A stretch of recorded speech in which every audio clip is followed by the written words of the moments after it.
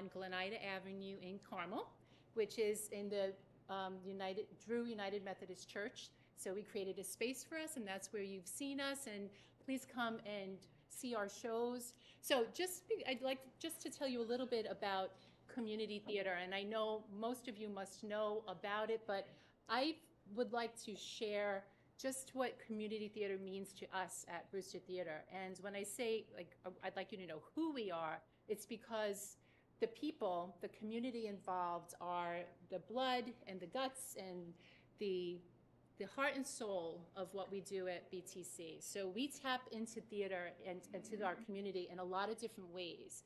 And one of them is asking you to come see our shows and enjoy us, enjoy and be entertained by us. And other ways are come and help us build a show, help us paint scenery, be involved in our show, audition for us, rehearse with us. But what we found is that we build community once you're there. And if you're painting a set piece and you're having a bagel and coffee with someone, or you're sitting in rehearsals and being active and talking to people, it's really a lifeblood for a lot of people. And so we kind of see ourselves as really good mental health care providers because it's a sense of community. It's a sense of building something for a common good. You get together and you're seeing the actual real results of all your effort together.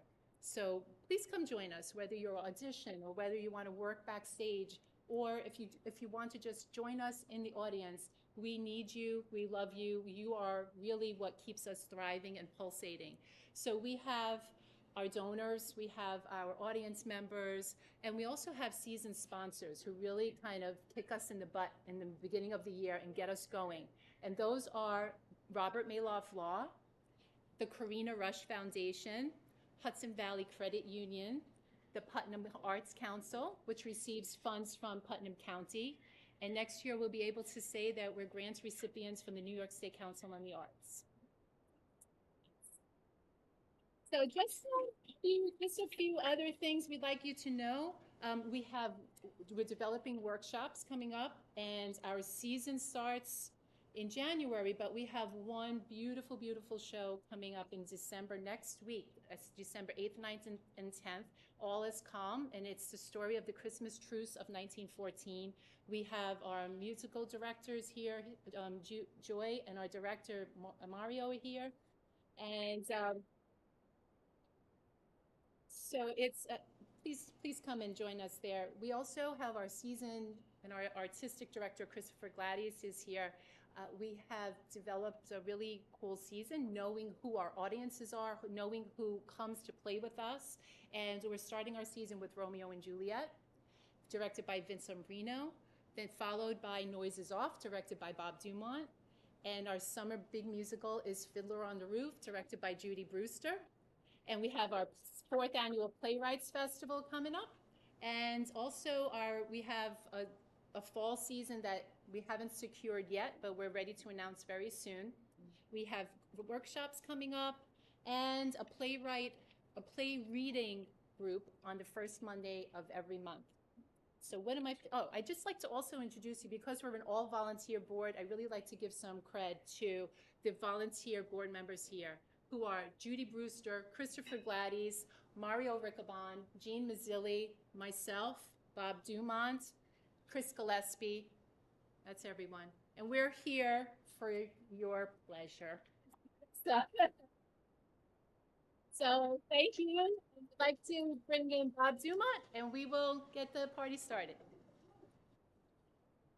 All right. So welcome to our 4th story hour. Stacy Cohen. Oh, Stacy. Because Stacy brings the volunteers to us. So, okay. I'll have a lot more to say about Stacy Cohen when I do my little spiel at the end. So don't you worry about it. But welcome everyone to Story Hour. Welcome everyone out there. This is our Giving Tuesday event. So we hope that you will donate to the Brewster Theater Company for the many reasons Stacy just said. It's really a great group of people doing wonderful, wonderful things. I also want to thank Tommy and Mary Ann, who might be, there they are. So thank you so much for letting us take over your restaurant. You're awesome. That's right, Iron and Wine in Paterson, New York, great restaurant. We're here for the last 3 years. We wouldn't come back if it wasn't fantastic. So thank you again. So we're going to start right now with our first story, which is my favorite playwright of all time. And he's here, and we convinced him to do a story, Mr. Larry Eckerle with The Winds of War.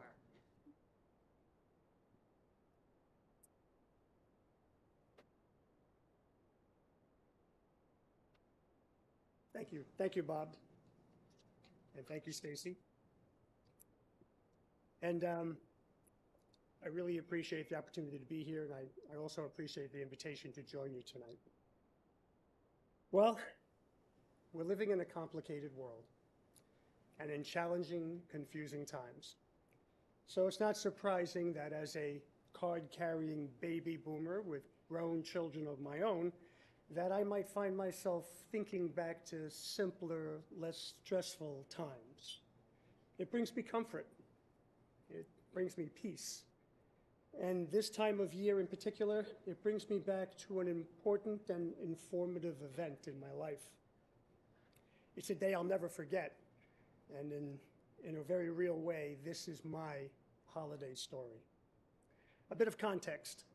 I was born in the Bronx in 1958. My parents were proud members of what would be called the greatest generation. No, they didn't have Facebook, but they faced down tyranny in World War II. They didn't have cell phones, but they did have conversations, and they made eye contact. Remember that? They didn't work remotely, but they worked hard, and their efforts were largely responsible for building a solid and thriving middle class. My father was a Marine who survived Guadalcanal. But like most of the veterans of that war, he never really talked about his traumatic experiences of those times, at least not with me and my siblings. And years later, cancer claimed him. Yes, my father was gone all too soon, but there were plenty of other father figures in my life. More on them in a moment. From as far back as I can remember, the roles and responsibilities were clear-cut in my household. Our duties were as plainly defined as the X and Y chromosomes that we held. So when I was young, it was commonplace that in our boisterous Italian household, holidays were family days. My mother, aunts, and other female cousins would cook and bake and set the tables and clear away the dishes. The men would watch sports, and they'd eat and they'd drink and they'd smoke cigars and they'd talk. And when they were alone, away from the women and the children, they would talk of war. And it was the context of this very strange choreography that I came upon the most wondrous and interesting time of my young life. I was 5 years old. It was Christmas. My mother was managing a kitchen full of female relatives, all sharing their recipes and their stories and their gossip. But the event I'm speaking of didn't take place in that crowded kitchen. It didn't happen in our tiny dining room either, a room so small I always wondered how we were able to accommodate so many relatives each year.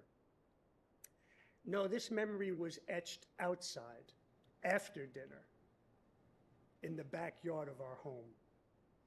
Before the parade of fanciful desserts, the men in my family retired to the small brick patio there. It gave the women time to clear away the dishes and process the coffee and the espresso. I'm sorry, I get very emotional about this story, so it might take me a couple of more seconds to get comprised here. I could see them through the small kitchen window. Sometimes the steam from the running water in the kitchen sink would cloud the window pane, and I'd have to wipe it away with my hand to see what they were doing. You see, neither I or my brothers were allowed to be out there with the older men. My mother didn't think it was appropriate. "Stay here," she would say. "You shouldn't be out there." That just piqued our curiosity more. So from my lonely perch, I wondered what they talked about. I even asked my older brother, 2 years older and certainly wiser than I, what could they be talking about out there? He looked at me and said, dirty jokes. But I knew that couldn't be true. I knew that in that dark December night, important, weighty matters were being discussed, perhaps remembered together by these men. There was more going on in that private veteran world. Most interesting was their pantomiming. I would watch them, each one in turn, standing their ground and acting out their own dramatic memories. And though I couldn't make out their voices, I could see their glorious battle scenes unfold. Uncle Lou would jump out first. He was a Marine and still had a Marine's body 20 years later. He would watch the spellbound crowd as he would begin his story. He would launch forward with both arms and slowly retract them, clearly retrieving a bayonet from an enemy soldier. And he would hold that pose, looking at all the other men, registering their reaction. And that reaction? Nods. People looking down, looking at each other. Sometimes they would smile, but it seemed hollow. Then there was Uncle Frankie, 101st Airborne. He had parachuted into the Battle of the Bulge in 1944. He extended both arms up high above his head and slowly, deliberately grasping the straps of his parachute as he slowly, hopefully, gracefully fell to the ground, dodging enemy fire the whole time before eventually crashing to the ground with great, great thuds. But Uncle Carmine was the best of all. He wasn't really an uncle, just a close friend of the family. Carmine was a tail gunner in a B-52 bomber. These brave men sat in the rear of the plane, firing 50 caliber machine guns at enemy aircraft. He would jump up in the air with wild excitement. His eyes flashed as he retold his story, and I watched from the window. He would pulse his arms back and forth at these invisible foes, shooting that machine gun to bring them down. It was incredible. It was dramatic. And for a 5-year-old boy who knew the tragedy of war, it was terribly exciting. Every year it happened just like this. And every year I wanted to hear their stories in person, out there on the patio. I wanted to hear about war from the warriors who actually were there. Well, the years came and went. I went on to high school, and I think I grew up a little. By my senior year, everything changed for me. But it was Christmas again, dinner was over, and Uncle Vin invited me outside. Finally. But now I was a teenager, and my interest had moved in different directions. And the invitation that now greeted me when I was younger would have meant great eager anticipation, and now it was just vague curiosity that led me outside.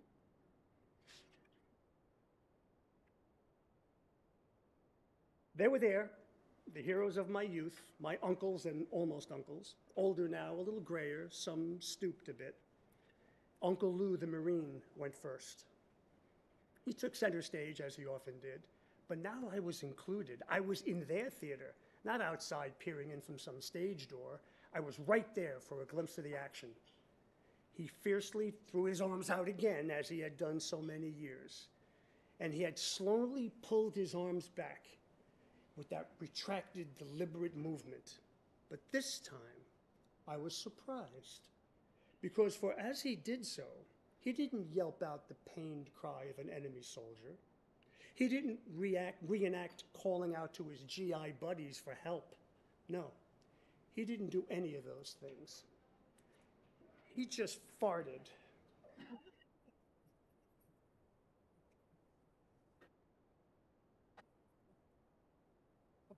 That's all it was, a fart.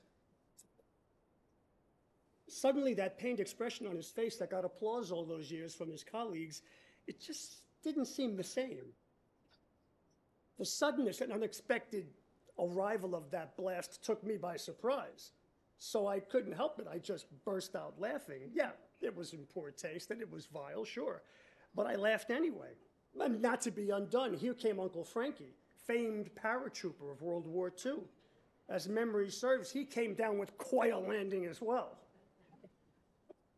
But don't worry, here came Uncle Carmine. Oh, he was a tail gunner, all right.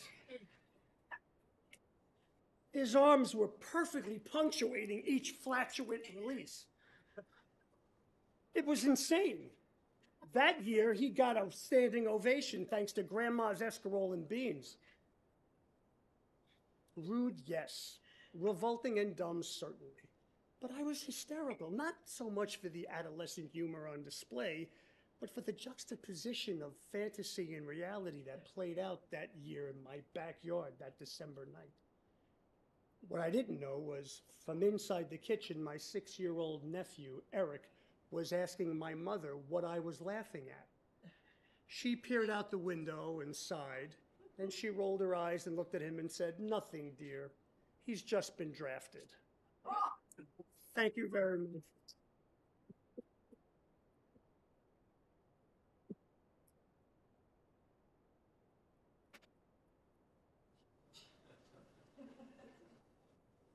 Thank you, Larry. As always, entertaining. Next up is, and I'm just going to skip back a second. So we had a really outstanding season this year.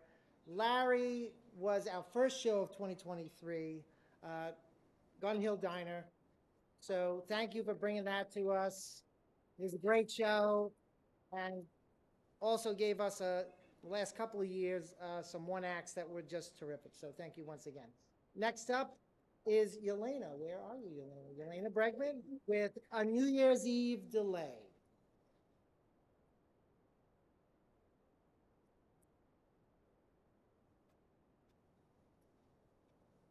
My very own holiday movie begins on an unusually warm night, some days after our Christmas Hanukkah extravaganza.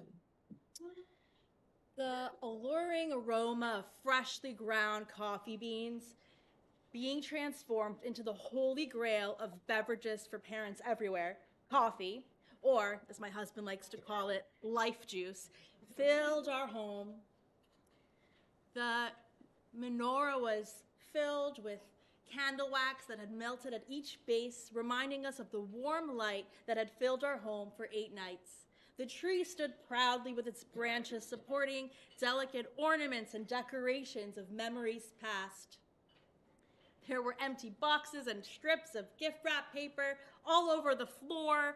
Our German Shepherd Brownie was eagerly chewing on a dinosaur-sized bone, holiday tradition since he was a tiny pup.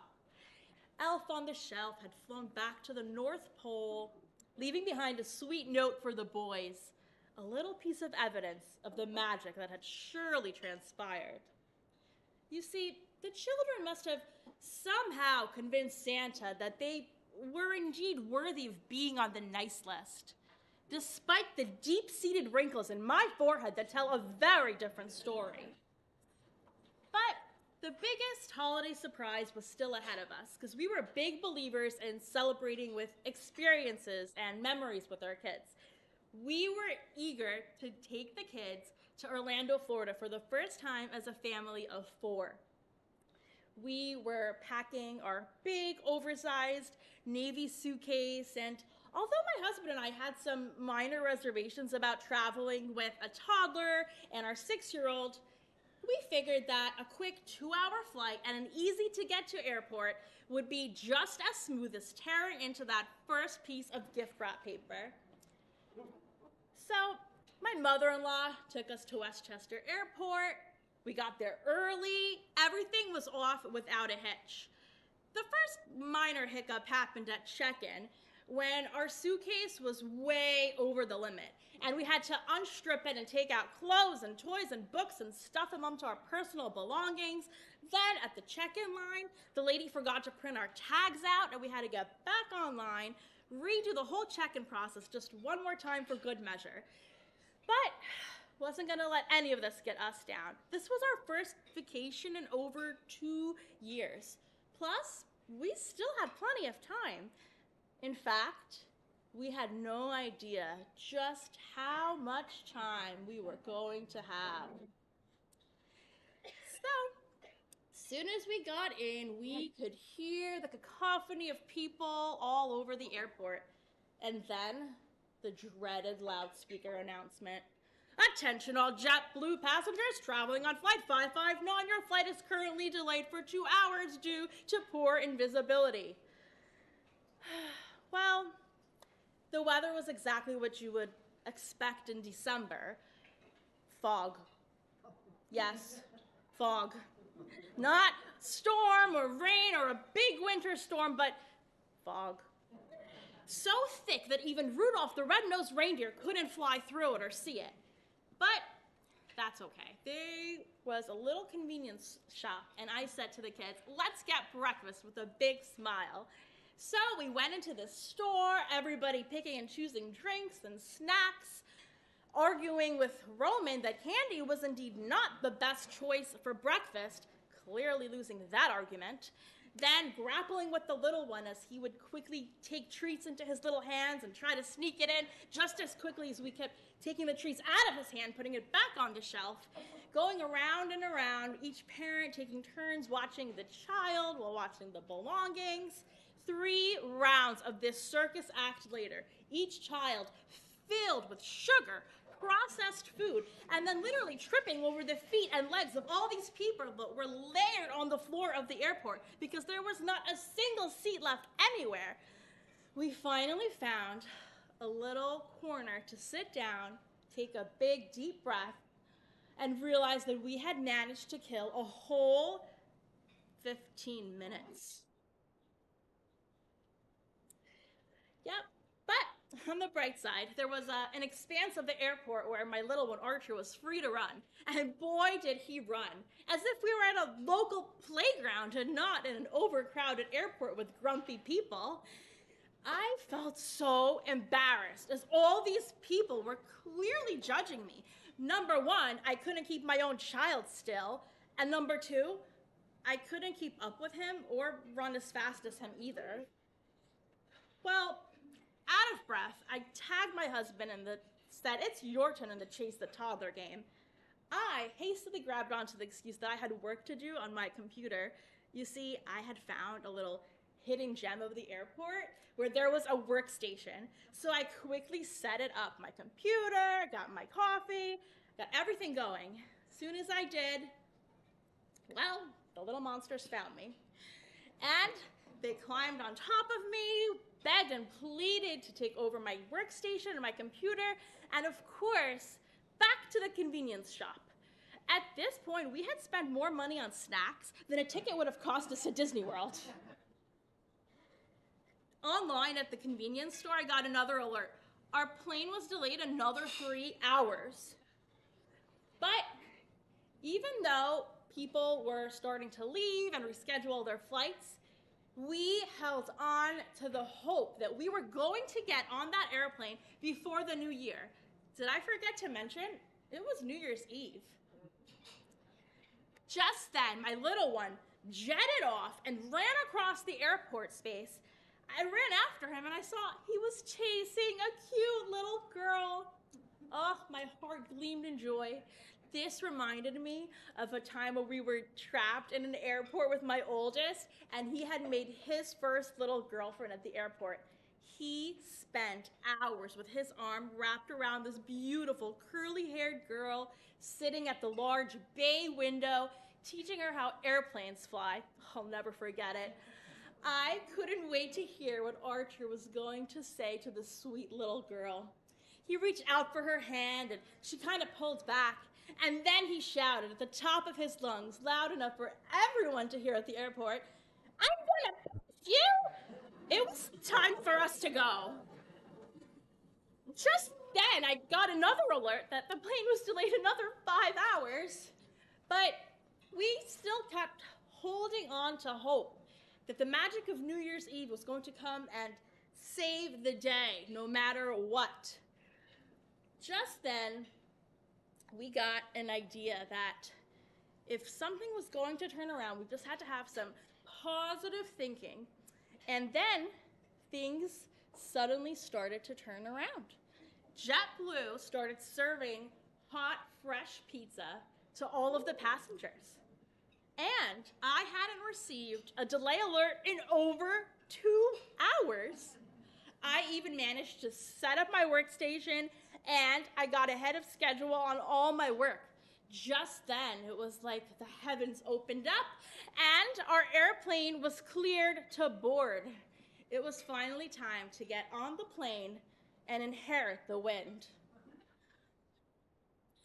Just then, as we all got onto the airplane, this lovely couple commended us on what a wonderful job we did with taking care of our children. They even handed my kids some trail mix. That was nice, and it was a good reminder of the sweet, kind gesture of strangers in the darkest of times. As our plane took off, I closed my eyes and pictured people all over the world getting together, clinking their champagne flutes, and standing in front of their large TV sets, getting ready for the ball to drop. This was certainly different from any other New Year's Eve that we've ever celebrated before, but it was certainly one that my children were going to remember forever. I figured mission accomplished. Then, with each child cuddled on either side of me, I looked over and my husband gave me a sweet smile. And that's when I realized that the magic of the holidays is always with us, in the love we have for each other, and in our miracle, our baby boys. And even though this literally sounds like a crazy holiday movie, I promise you that this chaotic reality is my life. Thank you.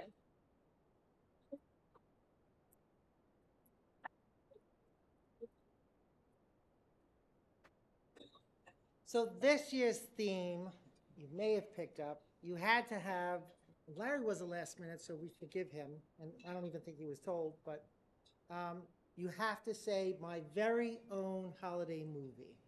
And you have bonus points if you reference anything we've done this season. So kudos to the Inherit the Wind plug. Well, thank you much. Just to note, again, this is our Giving Tuesday event, so please feel free to go to our website. There is a donation button there. You can do it all month. It will still be there. So thank you again to all who have given so far and continue to give throughout the night. We really appreciate it. Next up is one of my favorite people to blame anything on. There's only one man, and everybody knows who he is, Mr. Chris Gillespie.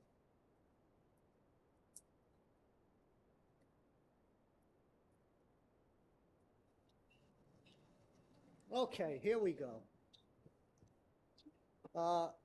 My story is called Take Me Up, and it's actually a short story written by my brother John Gillespie. But I couldn't do the whole story because it doesn't fit this idea that we have about holiday movies. So my idea of a holiday movie is you have to have a couple of elements there in the plot. One of them is you have a protagonist who has a world of promise, and somewhere along the way they lose their way and wind up in the wilderness. And then there's redemption, and at the very end there's salvation. And that's where the holiday movie usually ends. So I had to take John's story and kind of incorporate myself into it, even though I think I'm in the story already, but we'll find out. So I think the story is very well written, and that's why I decided to use his words. This guy flopped in the big, aging armchair watching television, this drunken mess gurgling down beer after beer, angry at the world and spitting venom at every question. He is my brother. He is mine, and yet he is a stranger to me. When we were young, in the years before socialization of school took over and we learned there were other people besides ourselves, we were inseparable. We went to school together, fought over petty slights with one another, did our homework together, took baths together, threw water balloons off our tenement roof, thereby getting into trouble together. Even in his earliest years, his eyes bore an enormous sadness they had no right possessing, an unrelieved, unwilling to be comforted expression of woe that accused the world, and whomever he was with of conspiring to create his melancholy. When we were old enough to be allowed to cross the street, we always knew where we were going. Up over the crest of the hill on Cypress Avenue, off into the vast oasis that was St. Mary's Park. It was Avalon in there. The dozens of cypress trees that lined the first large baseball field diffused the sun and dappled its light into splotches of summer on its own dark leaves. The cypresses gave way to mammoth oak trees that spread their branches horizontally like sheltering arms and offered cool relief to those beneath its canopy on either side of the wide, curbed walkway. People sat on benches along the path and talked. Children played around their parents' feet, a secret game, the rules known only to themselves. Mothers fed their small infants, speaking nonsense and wisdom. Our first stop was always the ball field on Jackson Avenue side, where we watched the Puerto Rican men play. I think I loved watching them more than I did the Yankees on television. They were so graceful, so quick, so in love with the game.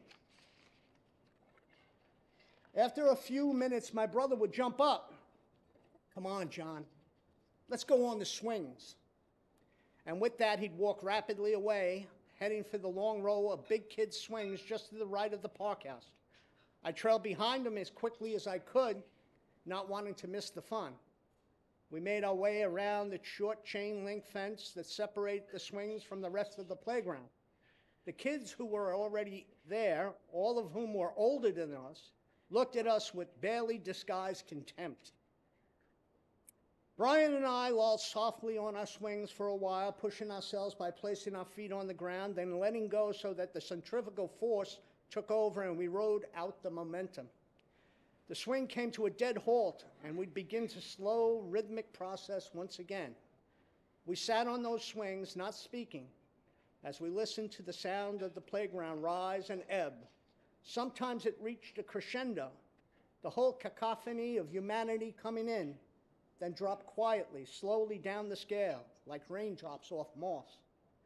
Sometimes it was but the hum of shared confidences and glances. Scandal and humor and knowledge spread one to one to one. The filament of life, at other times the shouts of children, the creak of the seesaws and swings, the grunt and slide of the shuffleboard discs, were all that was to be heard. The silent concentration of people intent upon their play. "Brian," I said, "take me up."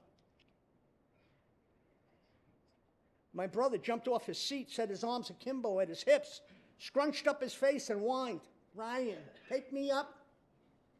He smiled and I laughed. "No, really," I said, "take me up." He smiled wider now, all his pretty teeth showing. "Get it started first." Back in our household growing up, whenever you had a problem, it was discussed at the kitchen table. And for some reason or another, the ones that I remember are the ones where I had a tale of woe to tell about what was going wrong. And we would sit there and discuss it, and my mother would be across the table, and at the end, she always said the same thing. "We haven't died of winter yet." And I said, "Oh, of course." I didn't say this out loud. I said, "Of course not. We're still here. How could we have died?" You know. But I never realized the meaning of that phrase until after my mother had passed, because it deals with not "you haven't died of winter yet" or "I haven't died of winter yet." It was we. It was very collective. So that when you share that statement, whoever was there goes on with you, whether they're there or not anymore. In the second grade, I got called down to the principal's office. And I was worried on the way down.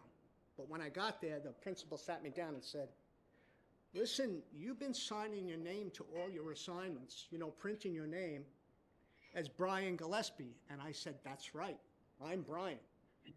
And she said, "No, your name is Christopher."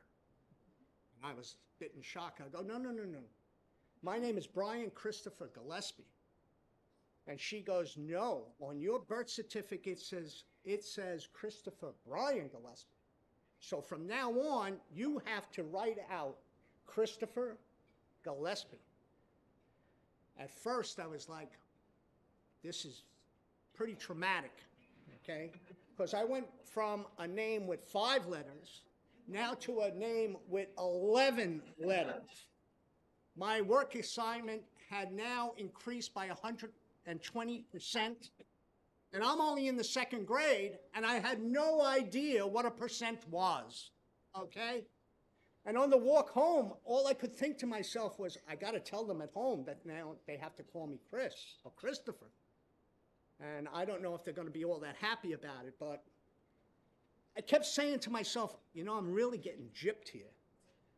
So I went home and I explained it, but they continued to call me Brian for years to come. And to this day, my younger brother, Peter, calls me Brian.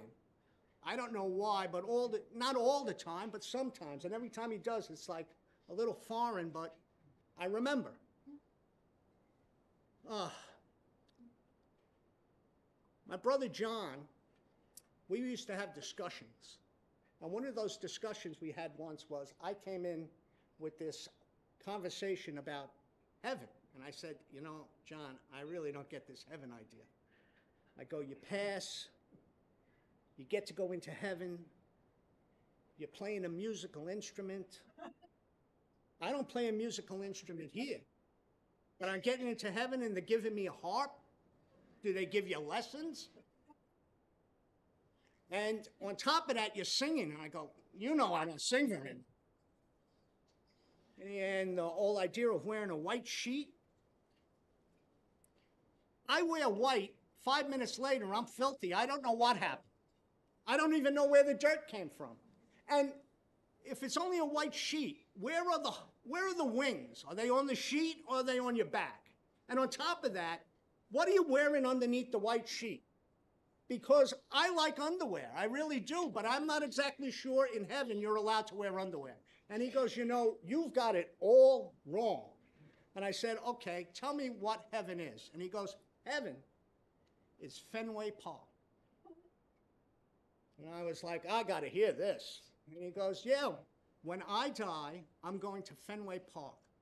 And it's going to be a beautiful day. And I'm going to have good seats. And the place is going to be packed with all the people you knew and loved. And you can talk to anybody from your past, whether they're alive or dead, they're there with you. And I said, yeah, and what happens? They play a game, the Red Sox are playing who? And he goes, no, no, no. It's not the Red Sox. It can be anybody. He said, if you want Mickey Mantle in center field before his knees went, he's playing. You want Willie Mays? He's out there. You want Koufax on the mound, or Seaver, or Gibson, or Ryan, or Carlton? Whoever you want, that's who's playing. It's up to you. And if you want a beer, you just go like this, and there's a beer in your hand. Or if you want a hot dog, you do the same thing.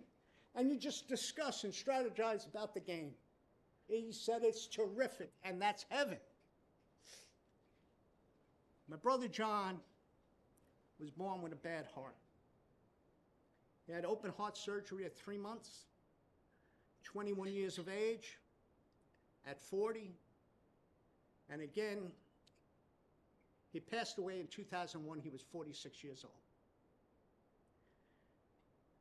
Towards the end, the last couple of years were not that great, but he fought it out. And what kept happening was his heart would fall out of rhythm. So he'd have to go to Columbia Presbyterian, and they would shock his heart back into rhythm.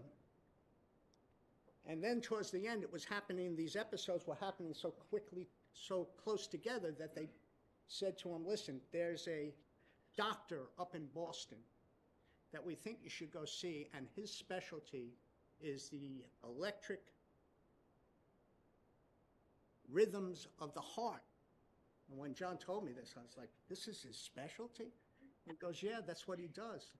So my younger brother, Peter, took John up to Boston, I think on a Thursday, and they performed a procedure on Friday. And on Friday night, Peter called me up and said, listen, we're not exactly sure what's going on up here. Maybe you should come up. And the next morning, I got up to Boston and went to the hospital. And there was my brother, both brothers were there. And John was not in good shape at that point. And the doctors came in and explained everything to us, you know, saying, we don't know what's going to happen, but we're working with it right now. And, you know, you and your brother can go out and have something to eat and come back. You're not going to miss anything. So Peter and I left the hospital, start walking down a street in Boston, and we walked a couple blocks, come to the corner, and I look up, and I am standing on the corner of Fenway. Fenway is a street. I didn't know this. I thought Fenway Park was named for George Fenway or Charlie Fenway or Hank Fenway or somebody named Fenway, but no. Fenway is a place. And there's these apartments on one side, apartment buildings, and then there's a park across the street, and I guess it was a swamp at one time. And you walk by there, and it's Fenway. And I thought, this is incredible. Went back to the hospital after a meal, stayed the night. The next morning, John passed. And I remember thinking at the time that, you know, it was a good thing that he passed in Boston, because he could walk down the street to Fenway Park. He didn't have to go any further, and he's in heaven. Because nobody really knows what the bus, what the bus service is in the afterlife. You could be standing on a corner and going, is it coming? You don't know. There's no schedule. So let me finish with the end of John's story. And now, there is only one walk I care to take. Up over the crest of the hill on Cypress Avenue, soldiering along with my brother, our eyes and minds fastened on St. Mary's Park and its bucolic wonderment. We give a polite nod of the head and a cursory buenos dias to the Puerto Ricanos on the ball field, and troop headlong up the path beneath the sheltering trees. We ignore the good humor man and the children and head past the shuffleboard court, the sandbox, the hundreds of people on benches, straight for the swings. As we pass through the playground, I clap my hand on his shoulder and ask, Brian, take me up. We sail forward, up over the sandbox and backwards, coming ever closer to scraping the outfield fence. The leaves of the huge oak tree begin to tickle my head. Both of us begin to work and struggle now, our minds and muscles working together to sail us ever higher into the sky. He sits down even lower, butt on calves, and I narrow the grip on the chain and point my feet farther upward in order to give us more lift. The branches of the tree are slapping at my head, and as we fly above the fence, I realize I can take my hands off the support chains and not be in danger of falling.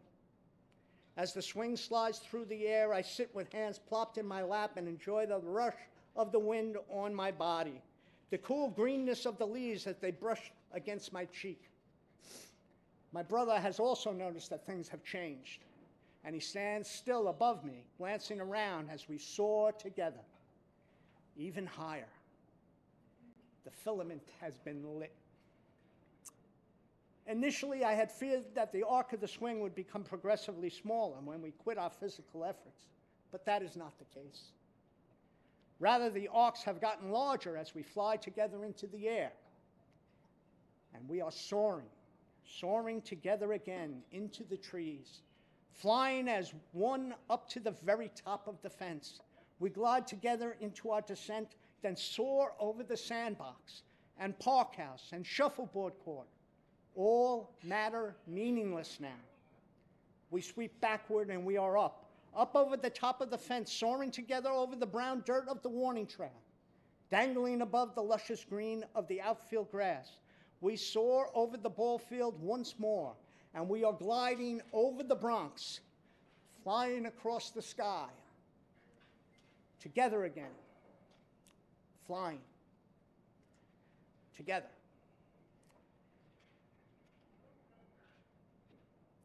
We haven't died a winter yet, and we never will. and you see me here telling you a story here. But at this very moment, I may be sitting in Fenway Park in a beautiful seat, making out a scorecard with the players I want in the game. And the company around me is terrific. And for that, I would be very, very thankful. Thank you very much.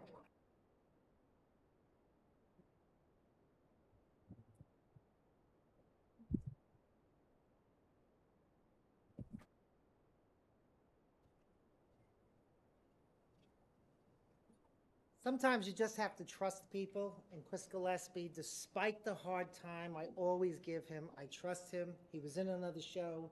He gave me this story. I said, this is a great story, make it personal. And that was really the first time I heard it also. So kudos again, you did a great job.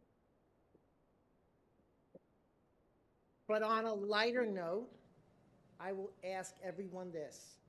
If anybody wants to take a bet, if you want to pledge $25 and Chris Gillespie has it in his car, you have to donate the money. His car is like something out of a Monty Hall thing. There's everything in it. So you come up with something, if he has it, you have to donate $25. Okay?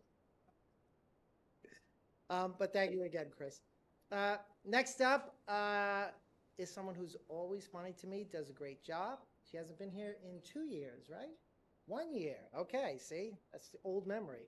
And before I even get there, I want to thank first Chris Gillespie, who's always there to help me set up, tear down, and Mario. So Mario is back there. And Mario's on a little bit of a hiatus, but he's here this year. But I can tell you, I remember saying the same thing last year. No matter what happens, the trays of food come flying over the computer, and it's just terrifying to watch. So just keep eating. Don't worry. It'll all work out, Mario. Anyway, G. Mazzilli, Excelsis Deo. Good evening. I don't know why I named it this title, but you know, when Bob emails you and wants an answer, you answer him. You know, so good evening. And before I begin my holiday story or movie story that will hopefully turn into a major motion picture, I just wanted to get this out of the way. The following story is based on actual events. Only the names and locations have been changed to protect the guilty. That's right, the guilty. No animals were hurt or harmed in the making of this story, but trust me, they actually enjoyed themselves. So here we go. 'Twas the night before Christmas last year, and all through the house, not a creature was stirring, not even, wait a minute, where's my dog Bud? What is he up to? Just because things are quiet doesn't mean all is calm. I get bonus points. That's my comrades out there too. Yeah, I know they're out there. But I hope you're being good because, you know, Santa Claus comes tonight. But hey, it's Christmas Eve, and what could possibly go wrong? So I kept calm and I carried on, for I was getting ready for our annual trip for me and Bud to my friend's house, Mary and Jane's.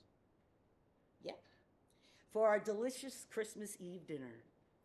I took out my overnight bag, placed it on the floor, began packing all the things Bud and I would need to be comfortable over at their house, at Mary and James. Then I proceeded to go get ready, and I need to put on my Christmas tunes, and of course I need to hear Barbra Streisand. If you know me, I need to hear Jingle Bells. And I jump into the shower, get dressed, put on my makeup, and then I call out for Bud. All right, soon we're gonna be going. I get dressed after I take my shower, put on my makeup, and then I call out to Bud. All right, we're ready to go. And as I walk out of that bedroom into the hallway, I then see Bud. He's walking a little bit crooked. And his swagger is not the usual dancer, prancer type of self. And as I continue to go towards him, he starts stumbling down the hallway, tripping over his paws. I rush over and I pick him up. "What's up, my friend? What's up, buddy?" He looked dazed, confused. His eyes looked like slits, and he had a particular grin on his face. "Oh, buddy boy, what did you do?" So my mind starts racing, and I'm trying to figure out, hey, what could possibly go wrong? Well, it's now time for me to play detective. I begin walking around the house looking for evidence and whereabouts when I finally notice a small plastic bag under the chair over there in the kitchen. And then I finally put 2 and 2 together and I get 5. I'm not a math teacher, just letting you know. But I then figured out the light bulb goes on. Don't even, Bud. Don't even tell me you were snooping in the night bag and you didn't eat your treats, you ate mine. And my treats are my edibles. So me and my dog were taking a different trip because my dog was tripping now on this holy night to the animal hospital. So I called my friends, Mary and Jane, and explained, Bud and I are not going to make it tonight for Christmas Eve dinner. We need to go somewhere else. As I was driving in the car to the animal hospital, of course I was a little nervous, worried, and perfectly honest, I was embarrassed. So I said to Bud, we need to get our story straight. I'm going to explain to the vet that you were snooping dogging in my bag, ingested some THC, and you were hired to the heavens on one of the holiest nights of the year. You got that story straight? All right. We arrived to the hospital and we were placed in examination room D. And I explained to vet Dr. Stone what occurred. She took Bud and left me alone in the waiting room with that serious look on her face. 10, 15 minutes go by, which seems to last forever. I could really use a gummy now. The vet returns after examining Bud. She says, Miss Mazzilli, your dog is what we expected, very high. And she had a slight grin on her face. The dog should recover once the substance pass through, but he does need to stay overnight so we can monitor him and keep him hydrated. You can mostly pick him up tomorrow morning. Is that okay, Miss Mazzilli? Yes, I shook my head. As she turned to leave, she paused and she said, by the way, there's no reason to be embarrassed.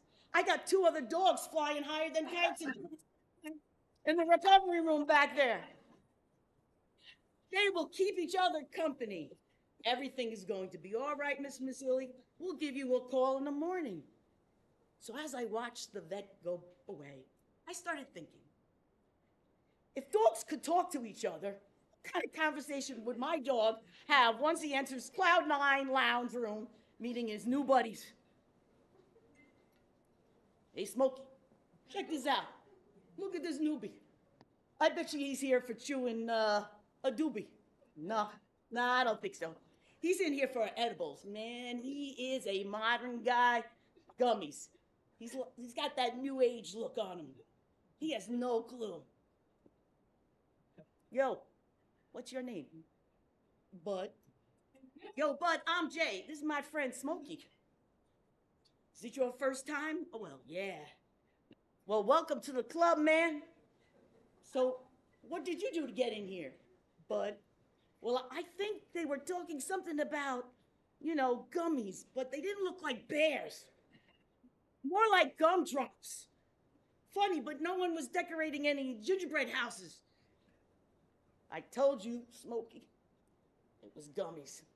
Well, Bud, Smokey and I are in here for grass. Not the grass you chew outside. To help our tummies. It's the good stuff our owners stash away in the house, but we always sniff it out.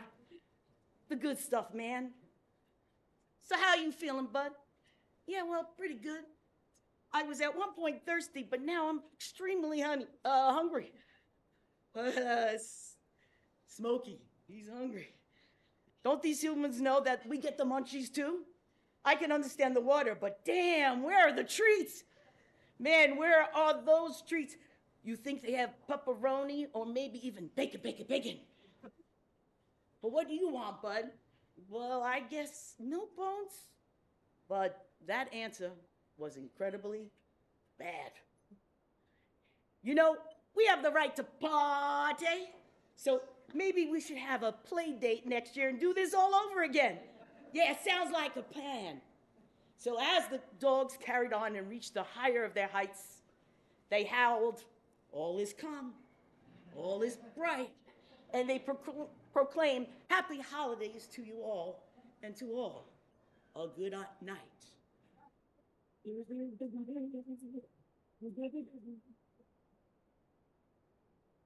Peace, love, and give. Thank you.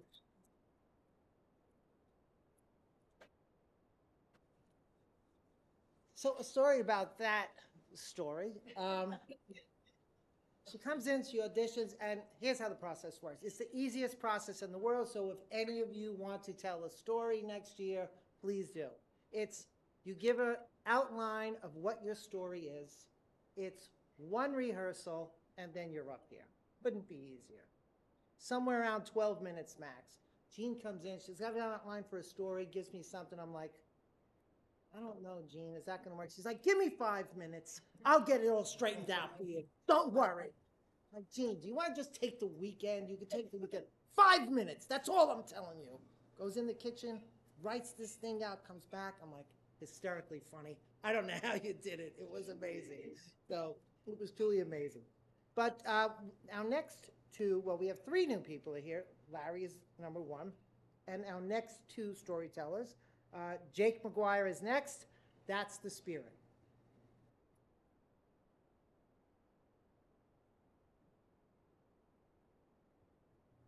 Good evening, everyone. I want to thank everyone for having me. I'm really excited to be a part of this evening. So,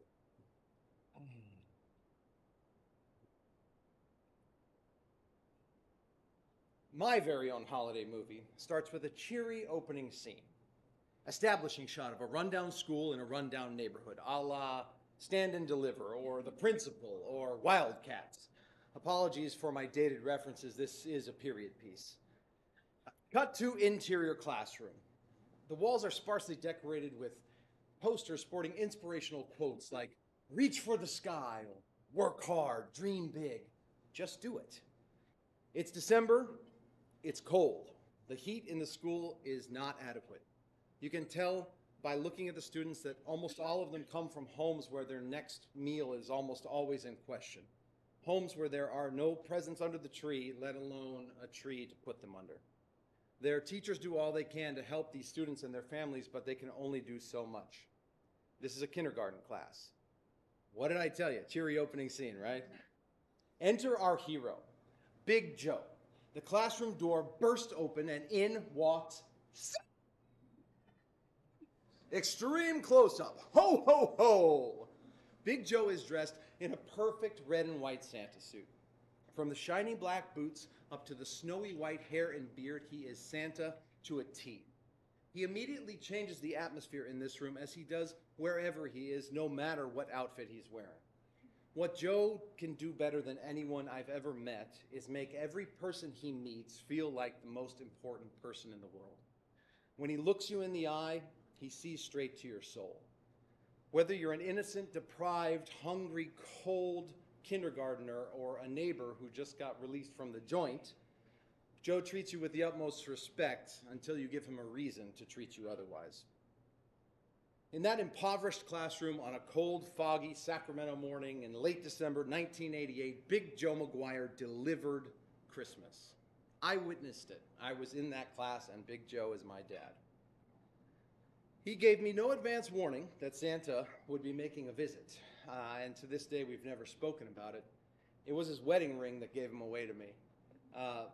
Thanks to the upbringing I was blessed with from both of my parents, I had the wherewithal not to ruin it for the rest of the class. Cut to Christmas Eve. My parents and some other teachers they worked with hooked up with the local Toys for Tots. Exterior, urban neighborhood. My surrogate uncle, Richie Fonzino, barrels down the street in his bright yellow cargo van loaded with presents. Santa riding shotgun and me bouncing around in the back.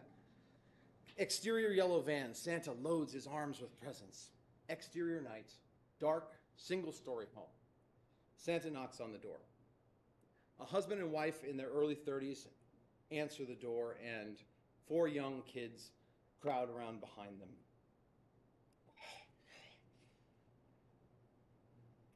There are no lights on in the house because Dad just lost his job and they can't pay the power bill. So I stand behind Santa and watch as the kids first, followed by their parents, their faces light up so bright that it lights up that house brighter than the tree at 30 Rock. We visited every house in the neighborhood that night with my old man dressed as Santa. That was 35 years ago. I was 6 years old, and it's still one of the proudest moments of my life. Fade to black. Title card reads, 8 years later. Interior living room, Christmas Eve. The cast, Grammy, Eloise, my Aunt Susha, my cousin Seth, myself, my mother, and my sister. That's 7 people. No less than 100 Christmas gifts engulf the tinsel-draped evergreen in the corner. Grammy was divorced and Eloise was widowed, and they were twins that spent the majority of the last 20 years of their lives living together. We spent Christmas with them every year that I can remember of my childhood. Freeze frame on Mom. She is loud, she is opinionated, and she is quite possibly the most self-sacrificing person I have ever met. She is not only caring toward her family and her loved ones, but to all people. If she sees someone in need, she steps up to help. She provides a voice for people who feel and are unheard. Interior wrapping room, Mom wraps artfully. Zoom out on Mom wrapping gorgeous Christmas gifts with ribbons and bows, multiple colors and papers, stacks, cutouts, and, well, just all around incredibleness. This skill tradition was passed down to her from my Grammy and Eloise, and in my family, wrapping is no laughing matter. They take these things very seriously in the Westbrook matriarchy. They start wrapping Christmas gifts on Valentine's Day. Unfortunately, I never got the chance to see the inner workings of that operation, which I would kill for now. I always wondered, how do they start? How much time do they spend on each package? Do they wrap one for a week? Or do they spend a whole month on one package? How do they get those ribbons so bouncy and the corners so crisply creased? Interior living room, Christmas morning. Montage of opening presents. Now, I can't tell you today what was in any of those boxes, wrapped in shiny paper with bows as big as my head. But I will never forget the image and the feeling of togetherness that we shared that day. What I realize now is that what was in the boxes was meaningless. It was the understanding that someone had spent so much time and invested so much effort into something for someone else, just to see that person's face light up when they feasted their eyes on it. That's one of the last good memories I have with Grammy. Soon after that, Alzheimer's began to take its hold on her, and she was gone by the time I was 16. And Eloise was gone within a year or two of that. I have attempted a few fancy packages in my day, but I'm more of a box and a box and a box and a box kind of guy, and I'm okay with that.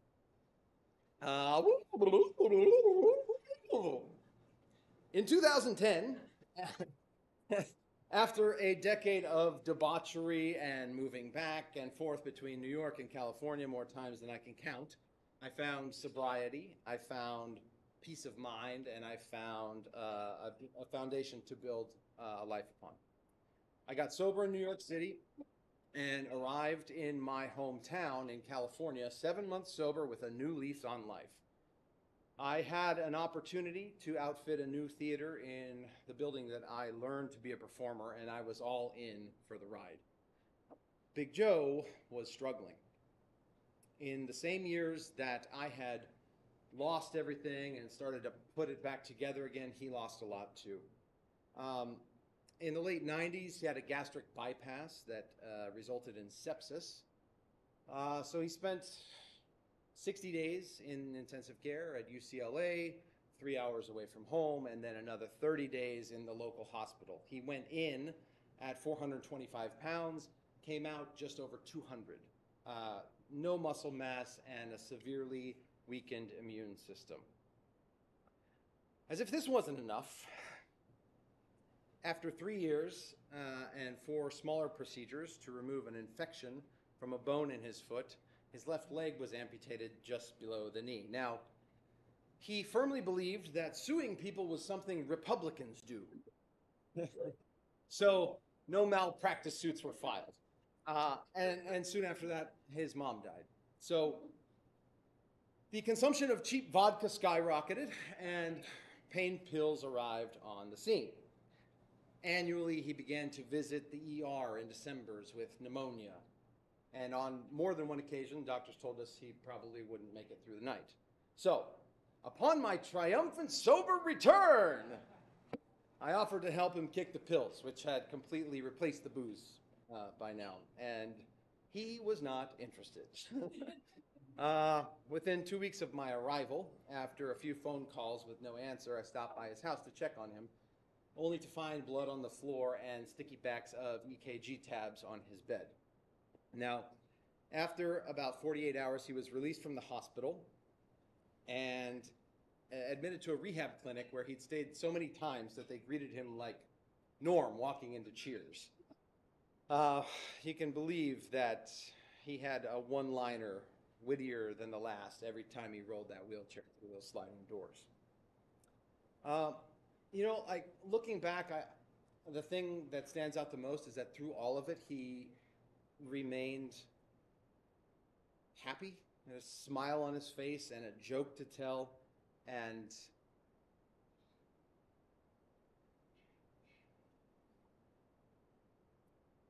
he couldn't keep the old boy down.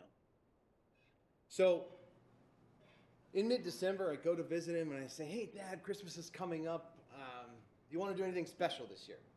Knowing full well that he would probably still be in this place drinking the dog shit lemonade, as he so affectionately referred to it. He looked me dead in the eye and said, "Fuck Christmas." And I never laughed so hard in my life. Recently, we had that exact quote put into needlepoint Christmas ornaments for the whole family. So, Christmas morning, 6 a.m., my phone rings. At 4 o'clock in the morning, he got himself out of bed and into his wheelchair and did a lap around the clinic, waving and smiling at all the nurses. He got himself back into bed, and when they went in at 6 to give him his meds, he was gone. Crossfade 2, interior restaurant, present day. 41-year-old me, on stage in front of a sold-out house, and what, 3 or 4 million on live streaming on YouTube? That's what I thought. 14 years of sobriety, 14 Christmases without Big Joe. Mom is right here, sitting next to my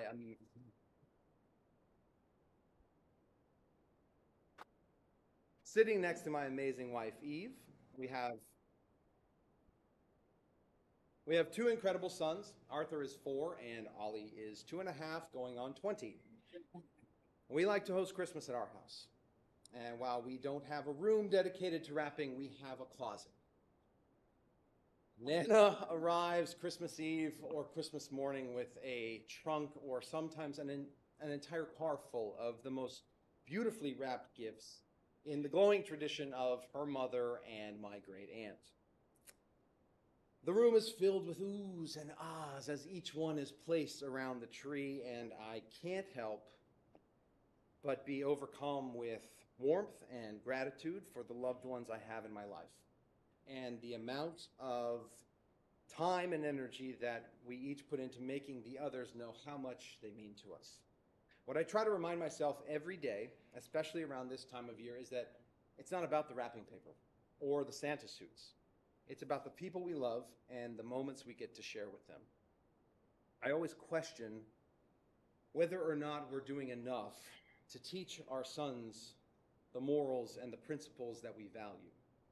And then I remember something my mom always told us when we were growing up. Actions speak louder than words. And I realize we're doing just fine. Roll the credits. Fuck Christmas!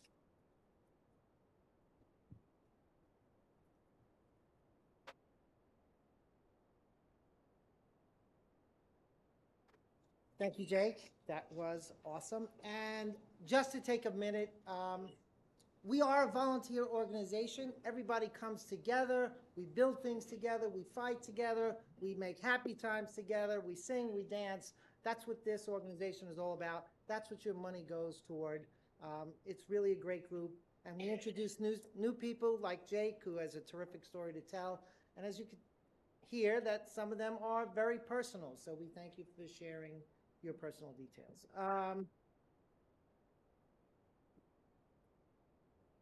And we do have some last year's storytellers here who decided to bail on us, but Christopher Gladys and Judy Brewster were here last year.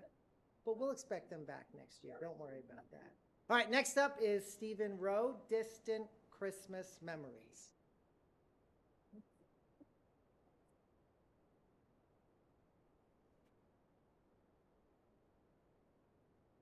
I used to have this job working in the city, kind of an unusual schedule. It was Tuesdays through Sundays, which means Tuesday through Saturday, which means I was off on Sundays and Mondays, which whenever someone said, I hate working Mondays, I thought, I like Monday. It's my Sunday.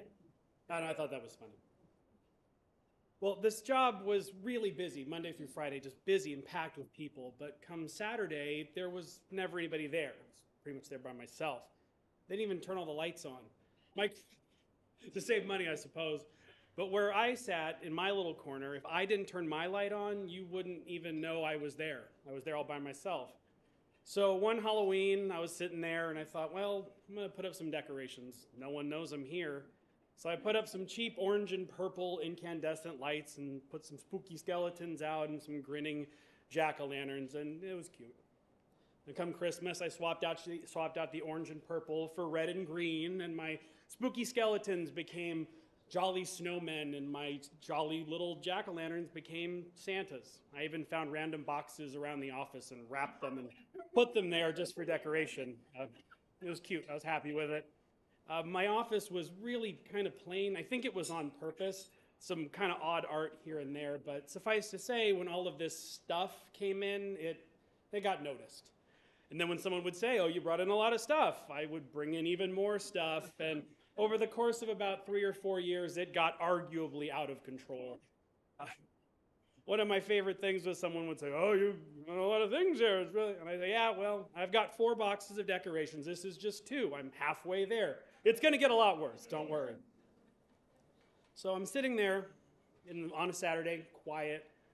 Something's missing in this little wonderland I've created for myself.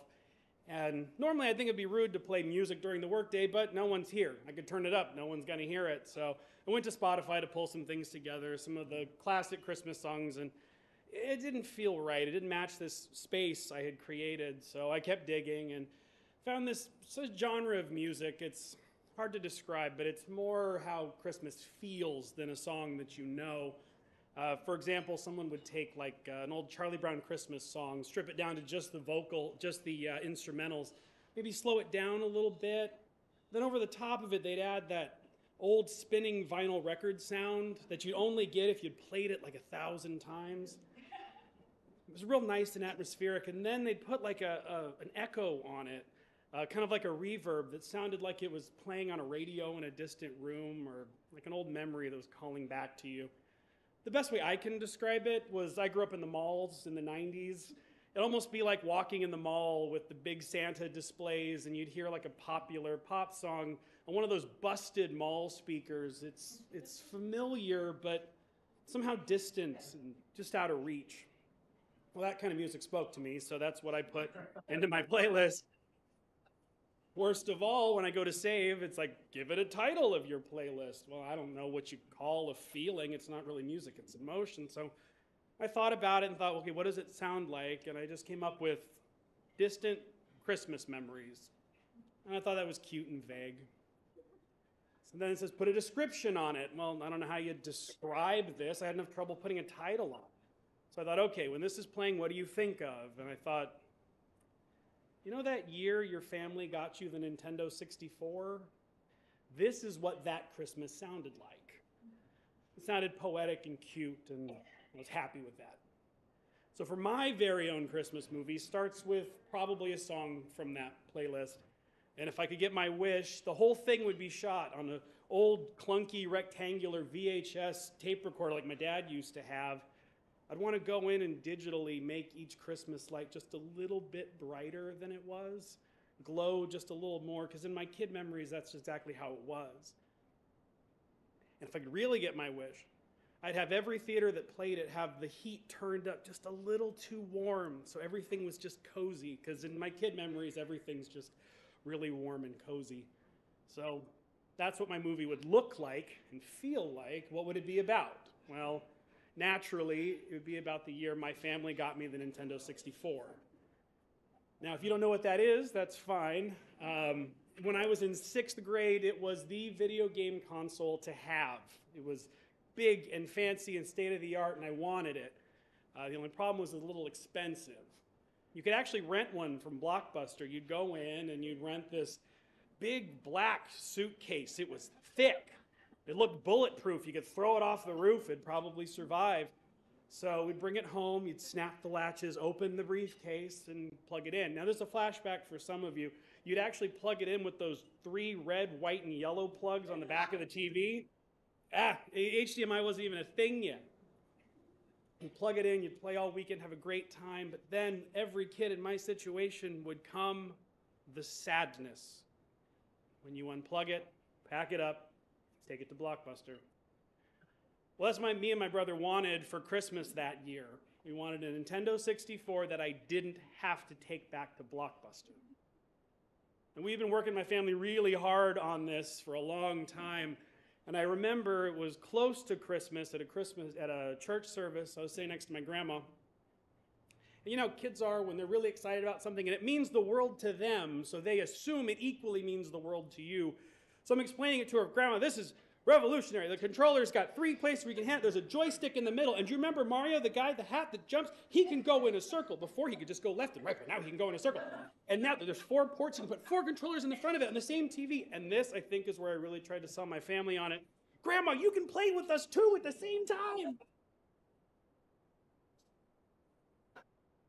Grandma's very sweet about it. She goes, that's very nice. And then she paused and said, yeah, but the games on that system are so expensive, though. And I just went, why would my grandma know what the price of video games are in a system we don't even have yet? There's no way she'd know unless she had, unless she'd already bought it. Well, that just did it for me. I knew that's what we were going to get for Christmas. I didn't want to hurt my family's feelings, so I remember on the drive home practicing fainting from shock like I'd seen in the movies. I found myself literally fainting just to help sell the story. Of course, when the time came and I actually opened the Nintendo, I completely forgot to faint, but you know, maybe in my holiday movie, we'll put it back in the script. It's probably real Oscar bait for a young 6th grade actor to play out. Well, my family came over for Christmas Eve, and we'd get ready for dinner. We had a rule that we really didn't open gifts until after dinner, and it's a nemesis of mine, the dinner. I remember I'd always sit there. I'd eat, plate done, in the sink, ready to go, and I'd sit and watch everyone eat. And I'd watch my Christmas gifts just wink at me under those abnormally bright Christmas lights. My family always loves to tell the story of several Christmases back where my grandpa was having so much fun talking and visiting with everyone. He hadn't even started eating yet. And I'm done. Food's done. Plate's there. I'm ready. Let's go. And he hadn't started. Now, in reality, it'd probably been 30, 45 minutes. But if you asked me as a kid, I'd been sitting there for 3-4 hours at least. But anyway, back to my Nintendo Christmas. I eventually put all the plates away, went out to get the gifts. Started opening everything, it was great. My family always made Christmases special. Really had a great time, but we noticed the piles were getting smaller. And then eventually there was a few boxes left, but nothing big enough that would be a Nintendo 64, but I powered through, and then we were done. And it was very nice, and I thanked everyone, and I had some great toys. And then, and I'm not proud of this, but my kid brain started turning, started adding up what things probably cost. And I kind of compared it to last year before, and sitting there thinking, I think I came up short for Christmas this year. There's a hole here. There's like a Nintendo 64 shaped hole here. That's when my aunt asked, boys, I'm cold. Can you go to the closet and get me a coat? Now, of course, in my kid memory, this is an abnormally warm and cozy time. She can't possibly be cold, but sure, I'll get you a coat. So I stood up and she goes, no, wait. And both of you go to the closet and get me a coat? My brother and I paused. Something clicked in our head. There was something in that closet. And this is where memories are funny and kind of a little fuzzy. I don't remember who got there first. I don't remember who opened the door first, but I do remember staring at the closet and seeing this package up against the wall, squeezed in next to the vacuum. A package that was expertly wrapped, perfectly the size of a brand new Nintendo 64 console. And I do say expertly. My aunt actually had taken a class on gift wrapping, so this thing looked like a Hallmark movie. It was perfect. And on top of it were two, I think it might have been three, perfectly wrapped boxes to hold brand new video games for a Nintendo. Got it out, ripped it open, and it was a blur. I don't really remember much of it. What I do remember, and I don't know if I remember this so much as my family told me about it. It's deep family lore at this point, and everyone brings it up every Christmas, but my brother, out of joy, just started crying. And I remember thinking back to my fainting, and I thought, did he practice crying? Nah, it was too real, it was too honest, it was too joyful. And the photo my dad took later that night of both of us standing there, I always think if you could just like digitally take the tree out and me beaming, holding the Nintendo, if you could just take me out, you'd think this poor child had just found the greatest loss in history, but instead he'd gotten the greatest gift he could have gotten that year. It was the Tickle Me Elmo of gifts before we started referring to things like that. It was the perfect Christmas memory for me. Now, I don't know what year I kind of wasn't a kid anymore at Christmas. If you asked my wife and my mom, they'd probably say, oh, you're still a kid, and that's fine. That's fair, not inaccurate. But over time, you grow up, and soon I was as tall as the tree. It didn't loom over me like it used to, like this beacon of light for Santa Claus to come bring gifts. And you grow up, and I'd lose my grandma. She'd pass away in the years ahead, and we would always miss her at Christmas, and you'd feel that missing there. And you go through middle school and high school, you start to question yourself. I'm too awkward. Am I really the loudest person in the room? Your childhood kind of changes when you ask yourself those questions, but eventually even I was too old to even get gifts from Santa. I remember my dad, to help take the sting off of that, would still sign his gifts from him and mom as from Santa, which I appreciate, and still do. He does to this day. So I am one of the few adults who can proudly say I still get gifts from Santa Claus. I think back to that office space I had and what that meant to me. At first I thought I was trying to just throw the best Christmas party for one, but I think it was something else. I think I was trying to capture what those Christmases used to be, and I think the music helped with that. I actually ended up losing that job in September of 2020, one of the big COVID-related layoffs. They even got their lease gone. They gave up the lease for that floor. They didn't even work there anymore. I don't even know what the floor looks like. It's kind of a past memory, but when I think about it, it's still, those lights glow a little more, and those snowmen smile just a little bit more. And what I think about is, well, all of those decorations. I'm actually very lucky. I got a work from home job, a Christmas miracle of sorts, and I get to work from home, which is great. Now I don't lose 3 hours a day commuting to Manhattan and back. And all those decorations decorate the corner of my room, of my bedroom that I call my home office. And my son, he's 4, loves it. He loves the spectacle of it and how big and loud it all is and how tall the tree is. It still looms over him now. And to fix that for me, I went out and got one of those 11-foot trees, those thin pencil ones, so it looms over me again. And I hope, and I'm confident, I think, in this, that when he looks back on these Christmases, that those lights are going to glow a little bit brighter than they do, that the house will feel warmer than it actually is. And I'm glad the tree's going to loom over him. And if there's anything I've learned in all of this, and thinking about how I remember those years, in the Christmases to come, if I'm lucky to have many more to come, I know that this Christmas, the lights are going to shine brighter in my memory. And the house is going to feel a lot warmer than it is right now, especially now, as cold as it is outside. And I know that the Christmas tree is going to bloom over both of us, especially because it's 11 feet tall. And it'll stand as a bright, shining beacon so Santa can always bring the gifts to us on Christmas Eve. Thank you.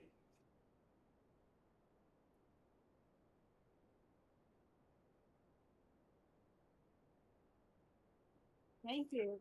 My son-in-law just texted me, "Sweet Zelda sweater." Okay. I didn't know anything, so that's a good thing. So our next person up is a person who works probably harder than anyone I know. And he's the guy who put this all together. And he works day and night to get it right. So we grew up together, sort of, and we have a little code. So when Bob comes up to talk, I just have these memories of when he used to run youth basketball. And just picture a ward dinner youth basketball.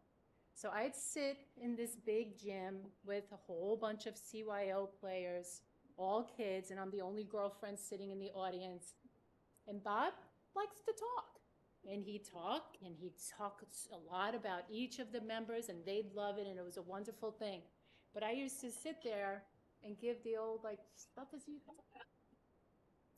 So anytime I give this little code, Bob understands that it's time to go. So we have made this compromise that I don't have to do this anymore. He kind of just knows, he feels it out.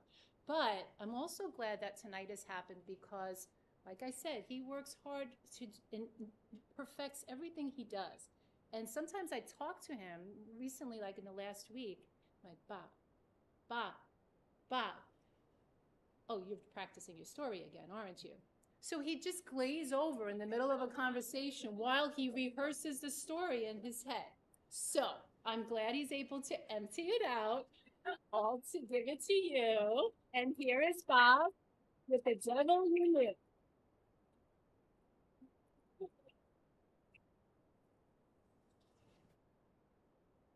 That's a good intro for my story, so you'll see it as it comes.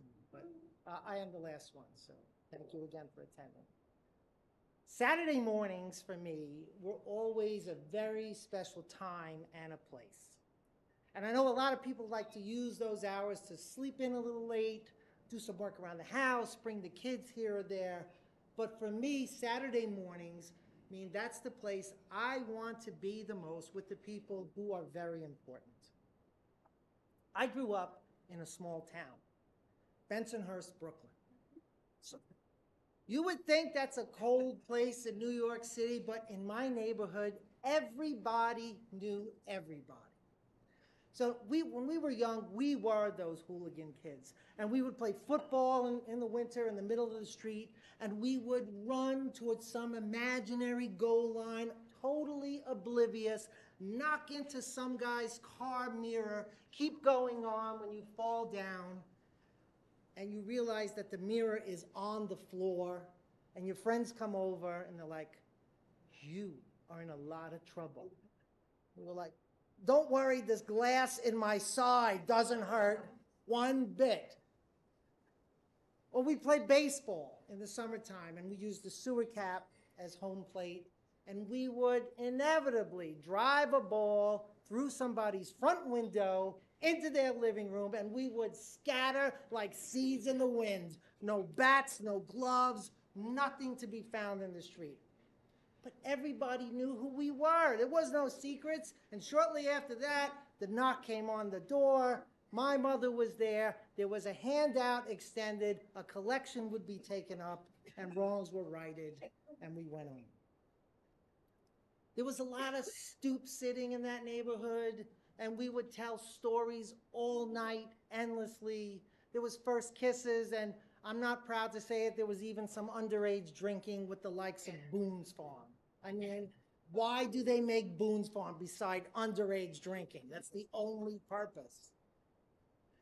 And in our neighborhood, we had a church that we lovingly called St. A's. Now, we were not churchgoers. We were your typical Creasters, Christmas, Easter, we would attend. But St. A's meant Saturday morning basketball. And so my very own holiday movie begins somewhere in the mid-'70s on any random Saturday where an alarm goes off at 7 o'clock in the morning and young Bobby jumps up out of bed, runs down to St. A's to start playing basketball, and pretty soon his three brothers are there. Mom shows up later in the day. Dad comes a little bit later. And at 11 years old, I'm allowed to coach a team. And that's a big deal, right? St. A's had this wonderful thing where kids coached other kids. So when you were 11, you got to coach the under 10-year-olds. And that was even a bigger deal because the older coaches, who were only 12 to 18-year-old themselves, said, we think this guy could do it. And that meant I was in charge of something. I was in charge of the red team or the blue team. And we gave them names of colleges like St. John's or Georgetown or something with a rivalry that would stir people up. And we had these two really beautiful locker rooms that I could still see. And we could take the kids in there. We could diagram plays. And they were only 8 years old. They had no idea what they were looking at. And other coaches would take us in there and explain things. And then I think back now to some dad who would walk in with his son or his daughter, because we did have girls play in the league, and that dad would faithfully hand his money over to Coach Artie for registration. And Coach Artie would then walk him over and say, Dad, this is your son's coach for the next 7 months, where little Bobby was there with a spaghetti arm handshake, trying to smooth it over. Could never happen, but Coach Artie was a schmoozer. Later on that year, you're allowed to try out for travel basketball. And my travel basketball coach was named Coach Pete. Now, Coach Pete, from little Bobby's angle, was probably 11 feet tall, hands that go about 12 feet wide, and he had a big booming voice. And at first practice, he says to me, Dumont, you are a lighthouse. And lighthouses don't move. They stand here on the elbow, big and tall, when people need help. And so we practice this week after week after week, and the first game comes, and little Bobby's running, totally forgets what he's about to do. Come on, you're a lighthouse! And you knew you were in trouble. You stopped, you basically stained your pants, you go to your position, you're out of the game, and that's that. And Coach Pete had a lot of great sayings that my family still says. And if you ever see my brother Jimmy, he remembers all of them. We had other great coaches. Coach John was this big muscular guy, and when he was angry, he would stand with his hands on his hips. And he had these eyes that would just cross, but he had this great set of hair. Nothing ever moved. It was perfect. And so he'd stare at you, and you could tell that it was just filled with like Aquanet. And none of the millennials, my son might be watching, they didn't grease their hair back then. It was hairspray, ozone depleting hairspray. That's the only thing that could keep that thing in place. And then there was Coach Neely. Coach Neely was a big emotional ball of a man. And he just taught you, you're never going to give up. There's always time left. No matter what the score is on that clock, there's time to make one more basket. And these coaches were the pillars of my world. And that court, which was this run-down basketball court, which you could dribble the ball, and half the times it wouldn't even come up, was our altar. We were there 6 days a week. And so every year we would have a Christmas tournament. And we were just a bunch of short Italian kids. Sometimes we were good. Most times we were pretty bad. But we had a lot of stiff competition. And we would play some tall Irishmen from St. Thomas Aquinas. And that included the Mullen family. And if you know anything about that, Chris Mullins was or is a Hall of Famer. It would include the Most Precious Blood, which had the Marbury family, including Stefan Marbury, who was a Nick. And then it would have Patti LuPone. Now, Patti LuPone is not a basketball player. She is the person you're all thinking of. But I'm talking sports to a theater crowd right now. And I had to throw in a theater reference. But fear not, I'm going to get you all, if you suffer through the sports analogies, I'll get you all to where you want to be. Anyway, we have this great Christmas tournament. And in there, we'd also have crosstown rivals like St. Dominic's or St. Mary's. And when they came into the gym, it was bad blood.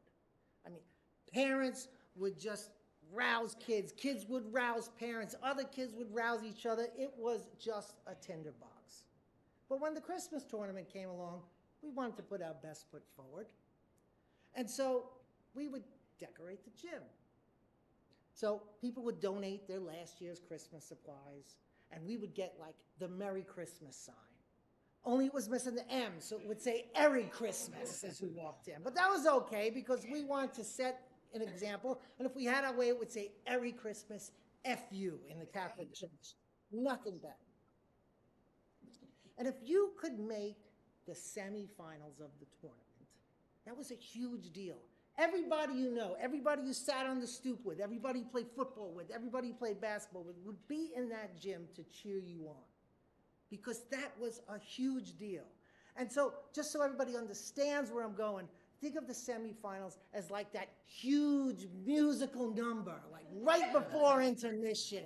I mean, people on stage are belting it out. The orchestra's always too loud, but the people in the audience are tapping their toes. They all know the words, and they're all ready to stand on their feet. And a semifinal CYO game is nothing like that at all.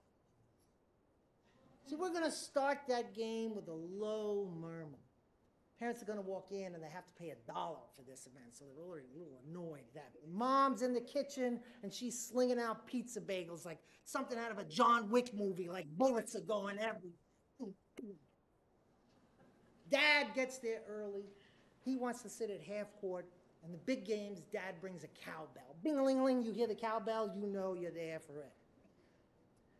And if that game was close, the gym would be so loud that the walls would crack, and it was an experience that you just would never forget in your life.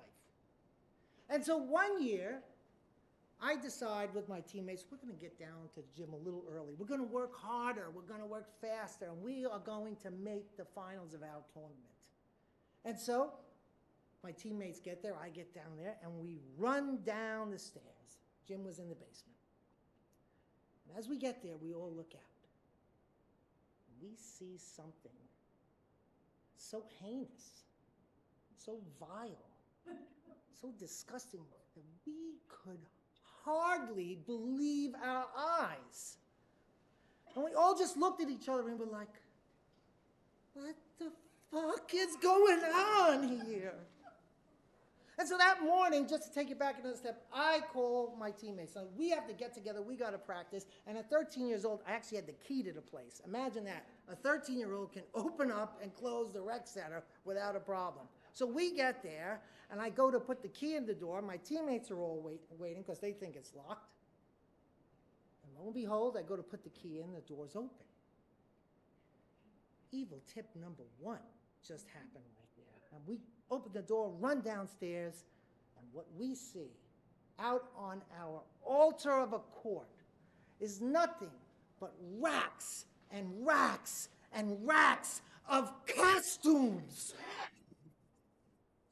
We couldn't believe what we were seeing, and there were women in bras, and there were men in their underpants, changing their clothes, trying things on. Nothing was making sense. And Coach Artie comes over to us, and he's got a top hat and a sequence vest on, and he says, boys, there's no practice today. We knew at that point, this was the work of the devil. And this is the devil's front line and the devil's front army, as Sergeant Sarah Brown said of Guys and Dolls. I tie that in nicely, nicely.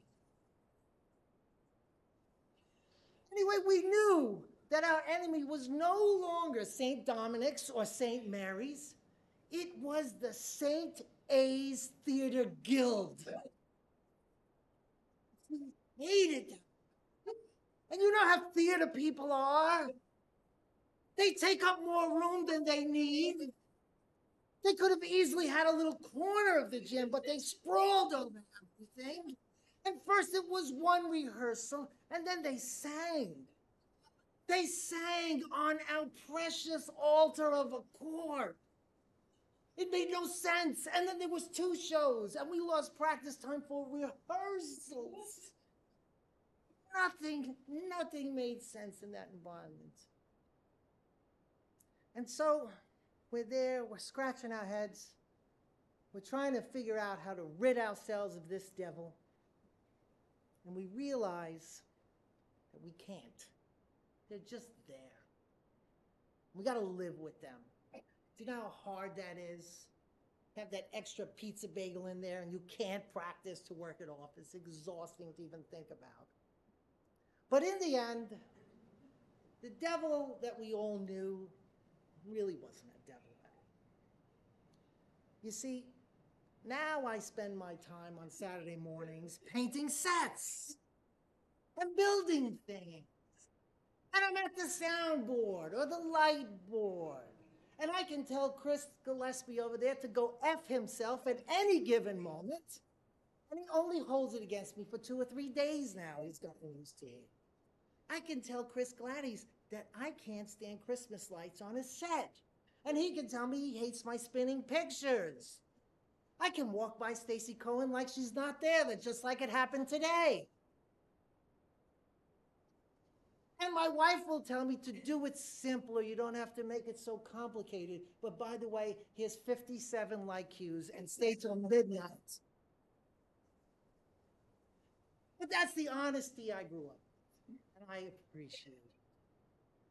But now, when those shows that we do are over, and the standing ovations have stopped, and the applause is gone, and the people have left, and we've cleared out all the chairs and put the risers away and totally cleared out the stage. Sometimes I'm alone while everybody else has gone to the cast party. And I will walk over to the elbow. And I will stand there and I will see Coach Pete on the sideline. And he'll look at me and he'll say, Dumont, you are a lighthouse. And lighthouses don't move. He was right. But the entire world spins around you. And what was once that sacred basketball court is now our theater. So I want to thank you all very much for coming tonight. I want to thank everyone out there for your donations. I want to thank our sponsors, Robert May Lovelock, thank you for your generous donation tonight, Hudson Valley Credit Union, Karina Rush Foundation, all our patrons who have made a world of difference, our terrific board. This was a great night, and of course, thank you to our storytellers and all of you who came out to play on a Tuesday night. So thank you all very much. Have a safe ride home. Please stay and have a drink. Thank you all, everyone.